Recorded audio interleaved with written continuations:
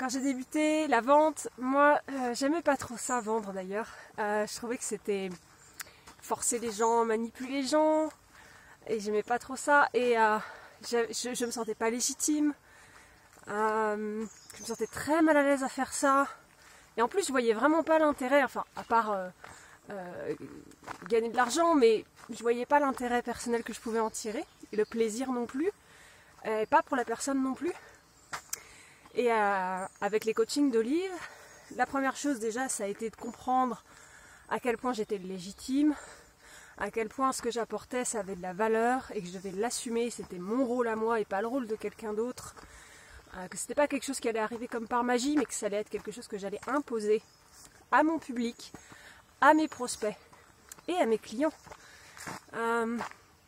Ensuite, ce qui m'a beaucoup aidé aussi, ça a été de trouver qu'en fait il y avait du plaisir qu'on pouvait trouver dans la vente, que c'était un acte écologique envers ses prospects, ses clients et soi-même, que ça peut apporter beaucoup à la personne qu'on a en face, parce que être un bon vendeur, c'est être quelqu'un qui écoute. Voilà, et c'est vraiment ça qu'Olive m'a transmis, apprendre à écouter autrement.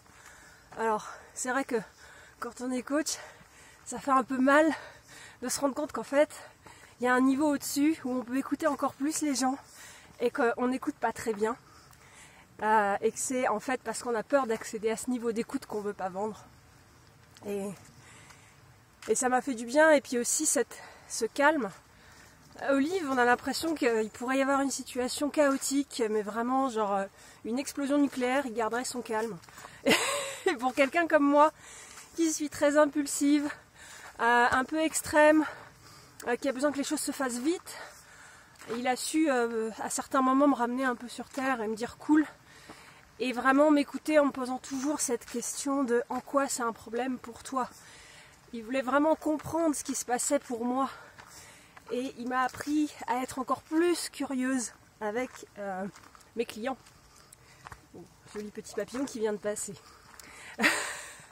Voilà. Et en apprenant à être plus à l'écoute par rapport aux autres, j'ai aussi appris à être plus à l'écoute envers moi. Et c'est pour ça que je témoigne d'ailleurs dans la forêt. Hein, parce que maintenant je m'écoute. Et en fait, apprendre à vendre en étant bien avec soi, en se sentant légitime et en étant vraiment dans un lâcher-prise et dans la curiosité de comprendre l'autre, ça permet d'apprendre à s'écouter soi, à apprendre qui on est aussi soi, parce que derrière on peut faire le même exercice dans l'autre sens. Voilà. C'était mon témoignage. Je pense qu'il faut peut-être que je me présente un peu. Je sais pas, tu feras peut-être des cuts, j'en sais rien.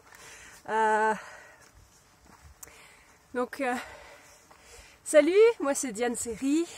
Je suis guide de voyage intérieur, coach conférencière pour les personnes qui sont hors normes, donc des personnes hypersensibles et surdouées.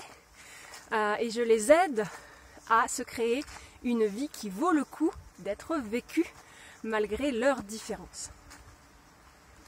Et moi j'ai connu Olive à travers les coachings, et déjà dans les premiers coachings, ce que j'ai vraiment apprécié, c'était son énergie calme et douce qui permettait de canaliser moi mon côté plus